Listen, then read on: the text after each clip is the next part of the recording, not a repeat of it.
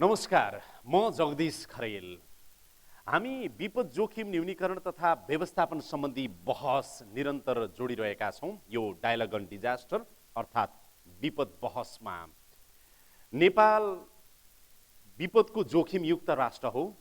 त्यसमध्ये पनि नियमित जस्तो जलजन्य प्रकोपको जोखिम त हाम्रोमा छँदै नै छ। बाढी पहिरो डुबान कटान यो जोखिम हामीले हरेक वर्ष बेहोर्ने गर्छौँ र दर्जनौंको सङ्ख्यामा बाढी आएको बखतमा, पहिरो आएको बखतमा मानिसहरूको मृत्यु हुन्छ, अरबौंको सम्पत्ति नष्ट हुने गर्छ। आज हामी सुदूरपश्चिम प्रदेशको कैलाली जिल्लामा विशेष अन्तर्क्रिया गर्दैछौँ र मेरो साथमा सुदूरपश्चिम प्रदेश सरकारका मान्य सांसदहरू हुनुहुन्छ, त्यस्तै गरेर यहाँका मन्त्रालयका सचिवज्यूहरू हुनुहुन्छ, त्यस्तै गरेर अन्य कर्मचारीहरू हुनुहुन्छ, त्यस्तै गरेर कैलाली जिल्लाको स्थानीय सरकारका प्रमुख, उपप्रमुख र जनप्रतिनिधिहरू हुनुहुन्छ, नेपाल रेड क्रस सोसाइटी, त्यस्तै गरेर मर्सी कोड, त्यस्तै गरेर प्र्याक्टिकल एक्सन लगायतका सङ्घ संस्थाहरू पनि आजको विशेष अन्तर्क्रिया कार्यक्रममा हुनुहुन्छ। यो अन्तर्क्रियामा यहाँहरू सबैलाई म हार्दिक स्वागत गर्दछु। धेरै धेरै स्वागत छ। उत्तम सर, कैलालीको हकमा चाहिँ 13वटा पालिकाकै अवस्था हेर्दाखेरि कैलालीमा बाढीको जोखिम न्यूनीकरण तथा व्यवस्थापनको अवस्था कस्तो छ र उत्थानशील समुदाय निर्माणका लागि भइरहेका प्रयासहरू कस्ता छन्, अलिकति बताइदिनुहोस् न। नेपालकै कन्टेस्टमा, नेपालकै सन्दर्भमा कुरा गर्दाखेरि अब जोखिमै जोखिमले भरिएको देशको रूपमा हामी चिनिन्छौँ। जहाँसम्म बाढीको कुरा छ, हामी अब संसारभरिका देशहरूमध्ये 30औं स्थानमा पर्छौँ र नेपालकै सन्दर्भमा कुरा गर्ने हो भने कैलाली जिल्लाको दुईटातिर, पूर्वतिर ठुलो नदी कर्णाली र महाकाली कञ्चनपुरको जिल्लाभित्र पर्छ र यसले यसभित्र, यसको पेरिफेरीमा धेरै साना साना नदीहरूले कैलाली जिल्ला मात्रै होइन, योसँग सम्बन्धित सबै प्रदेशलाई चाहिँ असर गरिरहेको हुन्छ र जहाँसम्म यहाँले कैलाली जिल्लाको कुरा उठाउनु भएको छ, कैलाली जिल्लामा सहायक नदीहरू, थुप्रै चुरेबाट बग्ने नदीहरूका कारणले वर्षेनी यहाँ कुनै न कुनै रूपमा बाढीको र त्यसै गरी कटानको ठुलो चाहिँ समस्याको रूपमा आइरहेको छ र यति हुँदाहुँदै पनि अहिले केही वर्ष यता यहाँले भने जस्तै र अहिले हाम्रो कृष्ण सरले पनि कुरा राख्नु भएको छ, पूर्व सूचना प्रणालीका कारणले केही चाहिँ मानवीय क्षति चाहिँ कम हुन गएको छ। यद्यपि भौतिक क्षतिहरूलाई घटाउन सकिएको छैन र यसलाई लगानी गर्नुपर्ने कुराहरू छँदैछ। त्यति हुँदाहुँदै पनि मुलुक अलिकति अहिले फरक संरचनामा गएको छ। स्थानीय स्तरको सरकारहरूले पनि यसलाई उच्च प्राथमिकतामा राखेर अगाडि बढिरहेको सन्दर्भ छ। त्यस्तै गरी प्रादेशिक सरकारले पनि यसलाई प्राथमिकतामा राखेर अगाडि बढेको देखिन्छ। यो अहिले भइरहेका काम कस्ता छन् बाढीको जोखिम न्यूनीकरण तथा व्यवस्थापन गर्ने सन्दर्भमा, र तपाईँहरूलाई चुनौती के छ र सरकारवाला अथवा चाहिँ प्रदेश सरकारले कम्तीमा हामीलाई यो चाहिँ हेरिदिनु पर्यो है, यो गरिदिनु पर्यो भन्ने के छ? यो तीनवटा विषयमा यहाँहरूले आफ्नो धारणा राखिदिनु होला। म शेरबहादुर चौधरी, कैलाली भजनी नगरपालिका प्रमुख।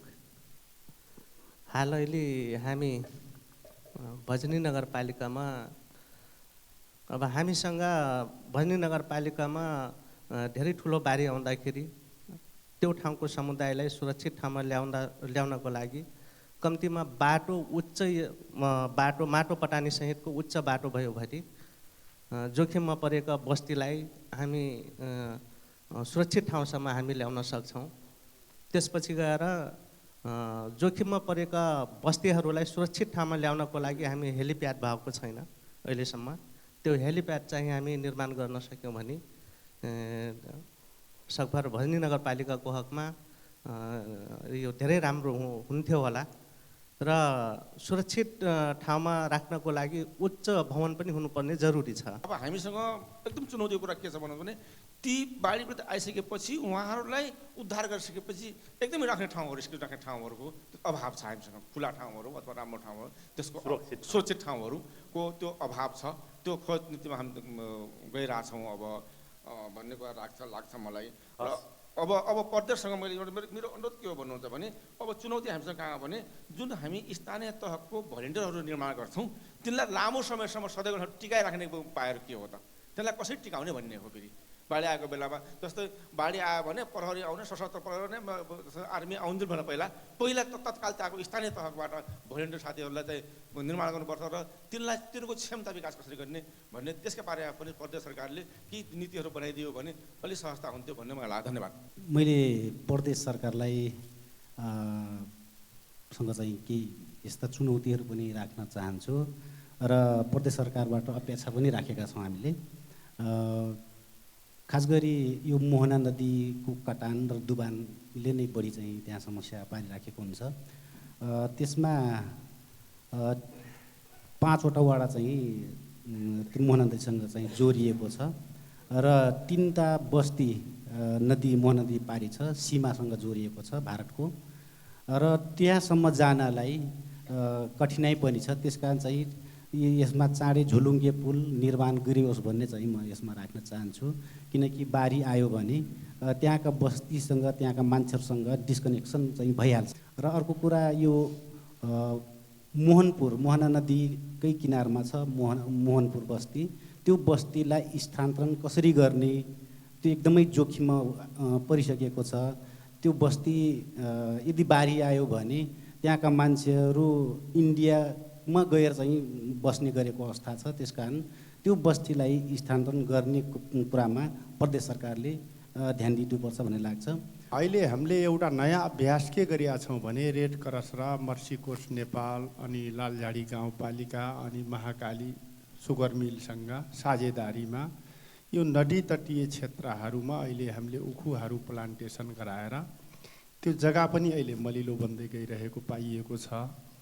र सँगसँगै तपाईँको अब यो जनताले त्यसबाट रिटर्न पनि केही लाभांश पनि पाइराख्नु भएको छ। यो अभ्यास यसपालि अहिले हामीले यो कार्तिकमा अहिले 23 बिघा प्लान्टेसन गराएँ।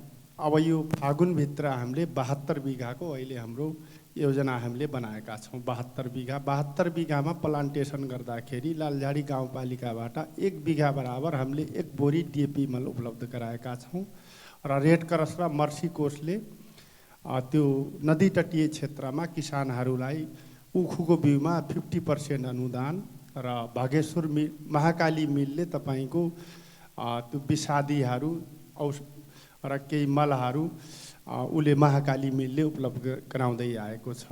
कति जति नाफा होला? मैले अनुमान गरेको लगभग तपाईँको 100 बिघामा धेरै होइन 500 कुन्टलको दरले राखौँ। भनेको कति जति हुन्छ? 1 क्विन्टल लगभग 500 रुपियाँ कुन्टल बिकिराखिया छ। हजुर 500 रुपियाँ कुन्टल बिकिराखिया छ। कति हुने भयो सर? हिसाब गरौँ कति हुन्छ। कति हुने भयो?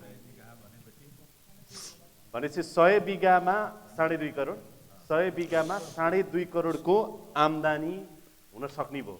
एकदम मजाले हुन्छ। र त्यसले गर्दा मेरो एउटा अनुरोध के छ भने यो पालिकाको बजेटले मात्रै तपाईँको सम्भव मैले देखिया छैन।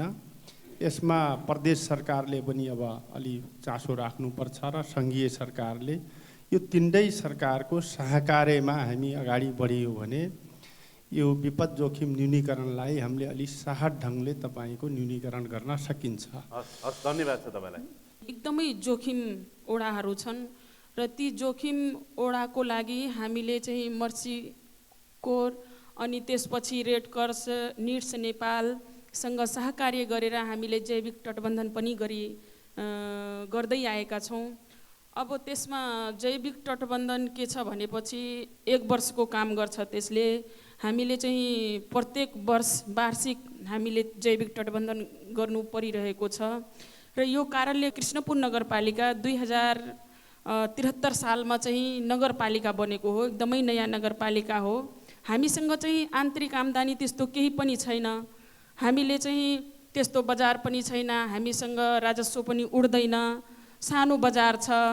अब आन्तरिक आम्दानी भनेपछि त्यही के अरे बालुवा गिट्टी मात्र हो। अब त्यति मात्राले हामीले चाहिँ त्यो गर्न सकिरहेका छैनौँ। त्यो हाम्रो एउटा चुनौती हो। यो कारणले गर्दा कृष्णपुर नगरपालिकामा यदि गौरवको योजना बाढी पीडितको लागि भइदिएपछि प्रदेश सरकारका एकदम माननीय ज्यूहरू यही उपस्थित हुनुभएको छ। यो कारणले म यो कुरा राख्न चाहे। मर्सीकोटबाट कसैले बताइदिनुहोस् न, यहाँहरूले समुदायमा काम गरिराख्दाखेरि जस्तो के पाउनुभयो, के चेन्ज आयो पहिला र अहिलेमा के परिवर्तन हुँदै गएको छ? अहिलेको समुदायहरू आफै पनि यो हाम्रो स्थानीय सरकारहरूसँग योजनाहरूको माग गर्नुहुन्छ। ती योजनाहरू चाहिँ कतिपय धेरै योजनाहरू चाहिँ DRRसँग फोकस्ड हुन्छन् होइन। हामीले चाहिँ यो मक ड्रिलहरू गर्छौँ बाढीसँग कसरी लड्ने होइन। आइहाल्यो भने के गर्ने होइन। अहिले चाहिँ समुदायहरू के गर्नुहुन्छ भने आफ्नै रिसोर्सहरू युज गरेर चाहिँ त्यो मक ड्रिलहरू गर्ने काम गर्नुहुन्छ। आकस्मिक कोषहरू स्थापना गर्नुभएको छ, कार्यदलहरू छन् र कार्यदलहरूमा त्यस्ता व्यक्तिहरूलाई राख्नु भएको छ जो चाहिँ बाहिर जानु हुँदैन कि उहाँहरू चाहिँ गाउँमै बस्नुहुन्छ र मैले गाउँको मान्छेलाई पर्दाखेरि सहयोग गर्नुपर्छ भन्ने खालको व्यक्तिहरूलाई त्यो खालको परिवर्तन चाहिँ अहिले समुदायमा देखिएको छ। आउँदै गएको हामीले काम गरेका जसको कारणले जीवनको क्षति चाहिँ कम हुँदै गएको छैन। त्यो त तथ्याङ्कमा पनि देख्नुहुन्छ। धेरै धेरै धन्यवाद छ। प्र्याक्टिकल एक्सनबाट केही भन्न चाहनुहुन्छ? हाम्रो अनुभवमा परिवर्तन भनेको कस्तो देखिएको छ भने यो समुदायमा मात्रै होइन कि प्लानिङ प्रोसेसमा पनि केही परिवर्तनहरू देखिएको छ। जस्तो पहिला चाहिँ तपाईँको विपदका लागि बजेट छुट्याउँदाखेरि कोष मात्रै बनाउने हो, तर अहिले चाहिँ तपाईँ जस्तै टिकापुर नगरपालिकाको प्लानिङमा हेर्नुभयो भने उहाँहरूले सेफ सेल्टरको लागि पैसा छुट्याउनु भएको छ। त्यसपछि बाढीमा अरू उत्थानशीलका कुराहरू पनि छन् जुन चाहिँ हाम्रो जस्तो बर्दियाको चाहिँ राजापुर भयो, गेरुवा भयो, यता टिकापुरको उहाँहरूको प्लानिङमा हेर्नुभयो भने जस्तो उच्च भकारो, उच्च रोड बनाउने त्यो सबै चिज त्यो चाहिँ आएको छ। त्यसले गर्दा हाम्रो अनुभव के छ भने बिस्तारै बिस्तारै यो एउटा सिस्टममा चेन्ज चाहिँ आउँदै गरेको छ। म सिधै अब प्रश्न चाहिँ नि पूर्व मन्त्री दीर्घ सोराडीज्यूलाई राख्न चाहन्छु। मान्ने ज्यूलाई, यति सीमित स्रोत साधनका अभावको बावजुद पनि हामी यति चाहिँ गर्दैछौँ। हाम्रा जनता जोखिममा छन्। हाम्रो जनता भनेको तपाईँहरूको जनता नै हो, तर यति चाहिँ हामीलाई गर्दैन। बाटो अलिकति ठुलो बनाउनु छ, हेलिप्याड राख्नु छ, अथवा सेफ सेल्टरहरू बनाउनु पर्ने छ, अथवा तालिमका कुराहरू गर्नु छ, रेस्क्युरहरू उद्धारकर्ताहरू बनाउनु पर्ने छ, अरू कार्यक्रमहरू गर्नुपर्ने छ। सबै गर्नुपर्छ भन्ने थाहा छ, तर पैसा छैन। अब प्रदेशले के गर्छ? होइन, पैसा नछुट्याएको छैन, प्रदेशले पनि पैसा छुट्याएको छ। त्यो जस्तै भजनीको कुरा गर्ने हो भने 3वटा त प्रदेश सरकारले बनाएको छ भवन, उच्च जोखिम भवन। त्यहाँ त्यो नगरपालिकाको कुरा गर्ने भने अरू ठाउँमा प्रदेशले बजेट नछुट्याएको अवस्था होइन, छुट्याइरहेको छ। तर जुन मात्रामा जुन जनताको अपेक्षा अनुसार हामी जानुपर्ने अवस्था हो त्यो चाहिँ भइरहेको छैन। त्यो अब तपाईँ सत्तारूढ दलको मान्य सांसद हुनुहुन्छ, प्रदेशको कमिटमेन्ट के हो आज भन्नुहोस् त? यो हामी सिक्दै प्रयासमा अगाडि बढिरहेको छौँ प्रदेश सरकारको हकमा। हाम्रा आवाजहरू हिजोका भन्दा थप मुखरित हुनेछन् र हिजोको अवस्थाभन्दा पनि बजेट कार्यान्वयन जति बजेट छ अरू क्षेत्रको बजेट भन्दा पनि यो क्षेत्रमा बजेट बढाउने र बजेटलाई कार्यान्वयन गर्ने नै अहिले मुख्य चुनौती भएको न। कार्यान्वयनमा हाम्रो बजेट कार्यान्वयन गर्न सक्ने क्षमता बढाउनु पर्नेछ र बजेट पनि थप्नु पर्नेछ। यसमा हामी लाग्नेछौँ। धन्यवाद दिन्छु। कृष्णमानीज्यू, हामी त प्रतिपक्षमा छौँ, हामीले कराउँछौँ, आवाज उठाउँछौँ, सरकारले सुन्दै। अघि सत्तापक्षका हाम्रो पूर्व मन्त्री हुनुहुन्छ, उहाँले भनिहाल्नुभयो भन्ने कुरा हामी त्यहाँ भन्छौँ, तर सरकारले चाहिँ ध्यान दिँदैन। यो चाहिँ उठाउनुहुन्छ। अब प्रतिपक्षको काम चाहिँ यो कुरा संसदमा जोरदार रूपमा उठाइराख्नु पर्यो। त्यो कतिको उठाउनुहुन्छ तपाईँहरू?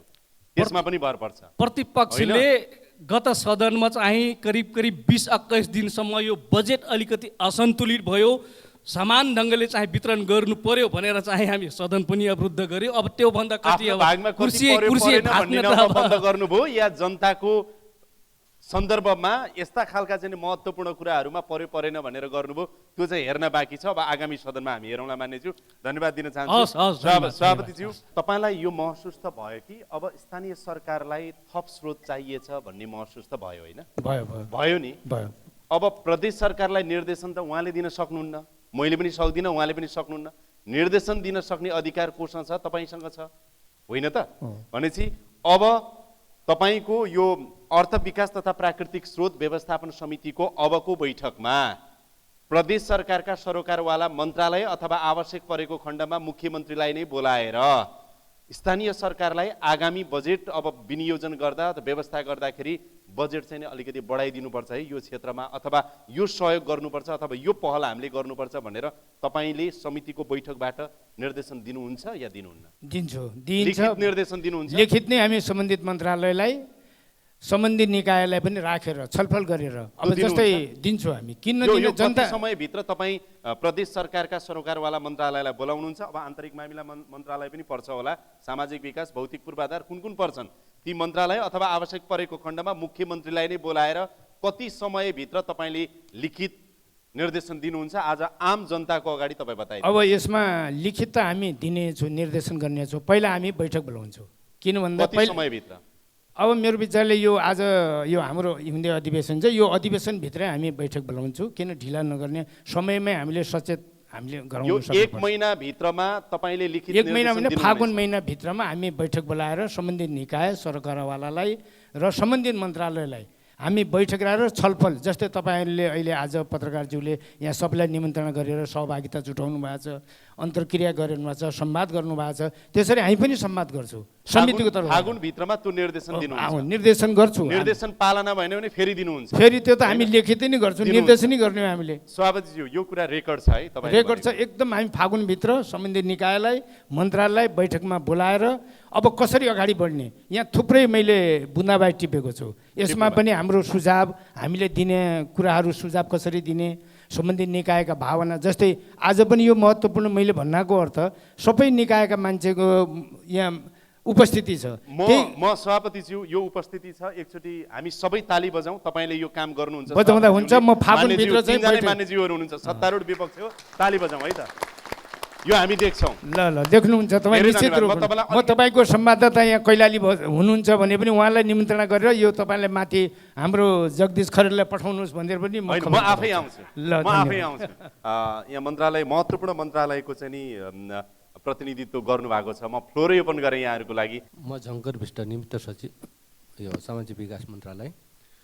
खास गरी विपदको बेलामा सबभन्दा बढी जोखिममा रहेका बालबालिका, वृद्ध, अपाङ्ग, यो समूह चाहिँ बढी जोखिममा रहन्छ महिलाहरू, र उहाँहरूको लागि हामीले विद्यालय तहदेखि नै यो जोखिम अल्पीकरणको जुन कुरा छ त्यो प्रत्येक व्यक्तिसँग, परिवारसँग जोडिएको विषयवस्तु हो, र यसलाई उसको प्रत्येक दैनिक कार्यसँग र उसको बानी व्यवहारसँग पनि यो कुराहरू जोडिनुपर्छ, र अनि मात्रै हामीले गरेका कार्यहरूले दिगोपना पाउँछ, स्थायित्व हुन्छ।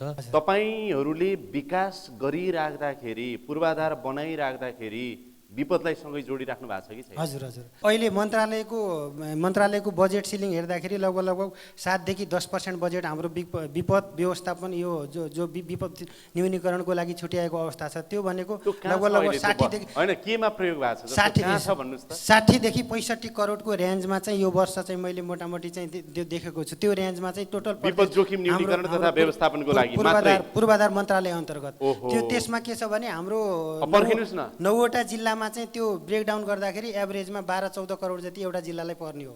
एउटा जिल्लालाई। तर त्यो 12-14 करोड कहाँ छ त? त्यसको एउटा चुनौती मैले के छ भने सर, जस्तै हामीले चाहिँ यो विपद व्यवस्थापनमा बजेट त छुट्याउँछौँ, बजेट छुट्याउँदाखेरिको एउटा प्रमुख चुनौती मन्त्रालयलाई के हुन्छ भने सबैले योजनाको चाहिँ आइडेन्टिफाई र त्यसको प्रायोरिटाइज नगरिकन योजना चाहिँ हरेक ठाउँमा योजनाको निड हुने, तर त्यो योजना कुनै ठाउँमा चाहिँ आवश्यकताभन्दा बढी पनि माग हुने, त्यसको चाहिँ प्राथमिकता जहाँ बढी आवश्यकता हो त्यो आवश्यकता ठाउँमा बजेट हालौँ न भनेर चाहिँ एउटै ठाउँमा फोकस गर्नुभन्दा पनि बजेट चाहिँ सबैले छरिएर माग्ने प्रवृत्तिले गर्दा यो समस्या। म तपाईँलाई धन्यवाद दिन चाहन्छु। मेरो नाम गिरीशराज जोशी, म भूमि व्यवस्था तथा कृषि तथा सहकारी मन्त्रालयबाट।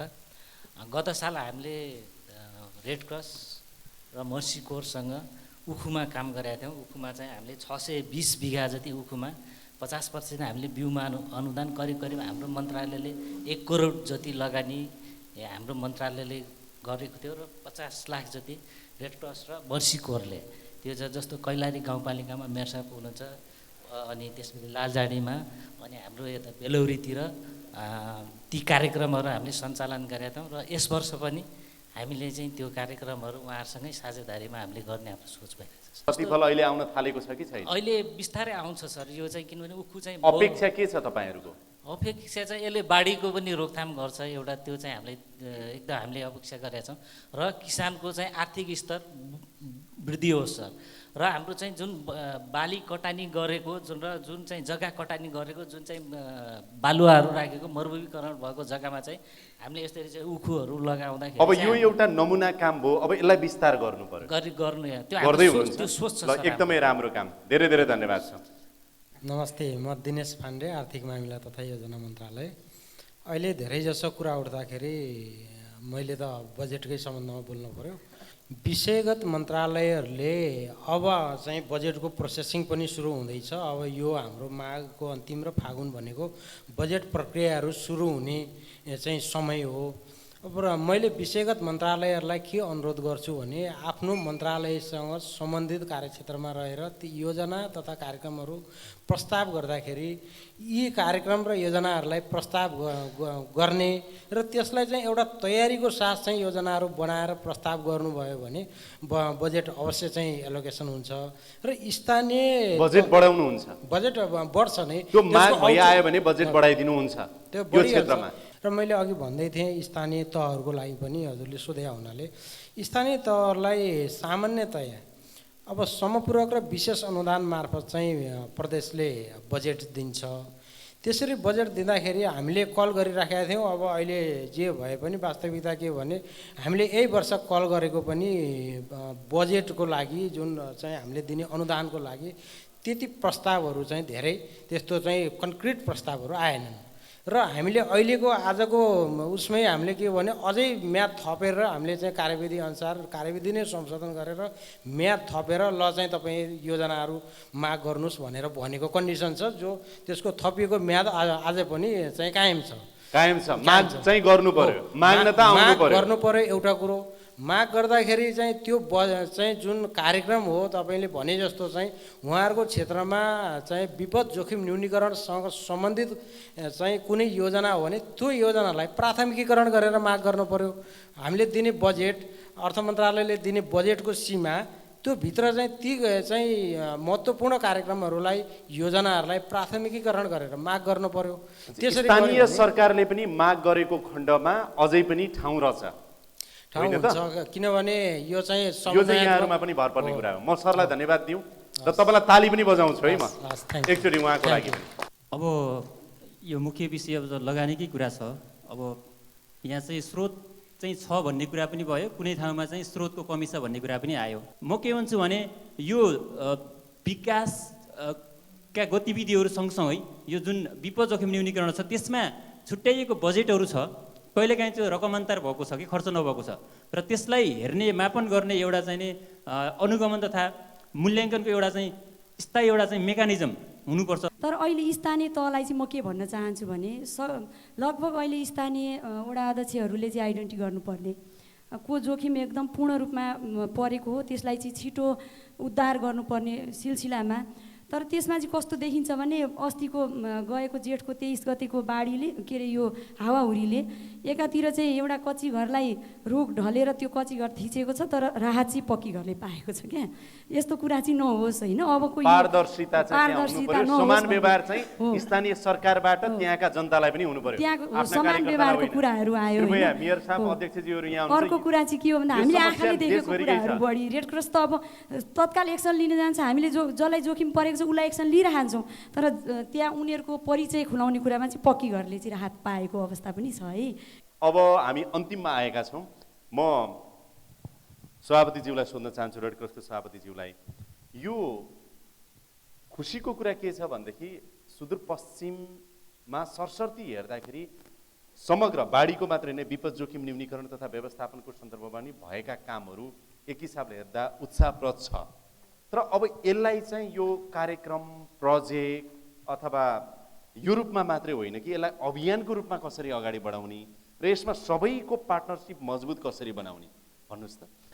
यो कैलालीमा मात्रै होइन, म केन्द्रीय हैसियतले पनि भन्न चाहन्छु हामीले धेरै जिल्लामा प्र्याक्टिसहरू चाहिँ सुरुवात गरेका छौँ। धेरै किसिमका कामहरू जस्तो विपद व्यवस्थापनका सन्दर्भमा तपाईँको चाहिँ प्रतिकार योजनाहरू बनाउनेदेखि लिएर अहिले नै भन्नुपर्दाखेरि झन्डै 40-45वटा जिल्लामा नेपाल रेड क्रस सोसाइटीले प्रतिकार योजनामा चाहिँ काम गरिरहेको छ। यही बिचमा नि जस्तो तपाईँको भूमिका भनेको स्थानीय सरकार, प्रदेश सरकार अथवा सङ्घीय सरकारको बिचमा यो विपद जोखिम न्यूनीकरण तथा व्यवस्थापनको सन्दर्भमा एउटा समन्वयकारी निकायको रूपमा समन्वय गर्ने हिसाबले तपाईँहरू सँगसँगै काम गर्नु। एकदमै काम गर्छौँ र अहिले नीतिगत रूपमा पनि चाहे त्यो गृहमन्त्रीको अध्यक्षतामा बस्ने समितिमा होस् चाहे वडा लेभलमा वडा अध्यक्षको बस्ने समितिमा होस् रेड क्रसको उपस्थिति छ र त्यसो भएको हुनाले सरकारले त्यो किसिमको विश्वास पनि गरेको छ।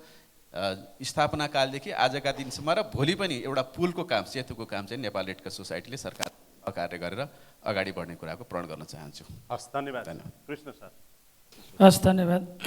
वास्तवमा यो स्थानीय तहका प्रमुखज्यूहरू र मान्यज्यू लगायत सबै मन्त्रालयका साथीहरूले यो प्रदेश र स्थानीय तहमा विपद जोखिम न्यूनीकरणको लागि गरेका कामहरूको सरसर्ती यहाँ सुन्दाखेरि वास्तवमा यो सङ्घीय व्यवस्था आइसकेपछि विपद जोखिम न्यूनीकरणमा उल्लेखनीय रूपमा काम भइरहेको छ भन्ने जस्तो मलाई अनुभूत भएको छ। किनभने म योभन्दा पहिला पनि विभिन्न जिल्लामा प्रमुख जिल्ला अधिकारी हुँदाखेरिको अवस्था र अहिलेको अवस्थामा जनचेतना सेन्सिटाइजेसन र कार्यक्रमहरूमा पनि अलिकति बढेको र त्यसमा सरकारवाला सङ्घ संस्थाहरूको पनि अलिकति लगानी वृद्धि भएको छ। तर यसमा अझै समन्वय र यसलाई अझै चाहिँ हामीले प्रतिफल बढी हुने गरिकन सिनर्जी ल्याउने गरिकन कार्यक्रम कार्यान्वयन गर्दै लानुपर्ने आवश्यकता चाहिँ छ।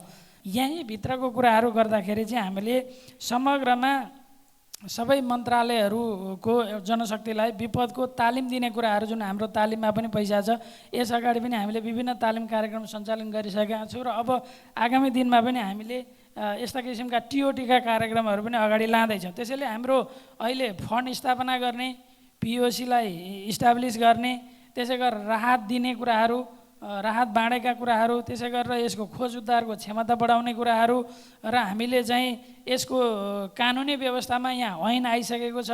त्यसै गरी राहत मापदण्ड बनिसकेका छ, हवाई उद्धार चाहिँ निर्देशिका छ। त्यो अनुसार हाम्रो मन्त्रालयमा 50 लाख रुपियाँ त बेग्लै हवाई उद्धारको लागि छ र हामीले विभिन्न त्यस्तो विपदमा परेकाहरूलाई हवाई उद्धार पनि अहिले गरिरहेछौँ र हामी भुक्तानी पनि गरिरहेछौँ। र त्यसै गरी सामाजिक विकास मन्त्रालयमा समेत यो चाहिँ सुत्केरीहरू त्यस्तो जोखिममा पर्नेमा 50 लाखको त्यहाँ पनि हवाई उद्धारको व्यवस्था छ।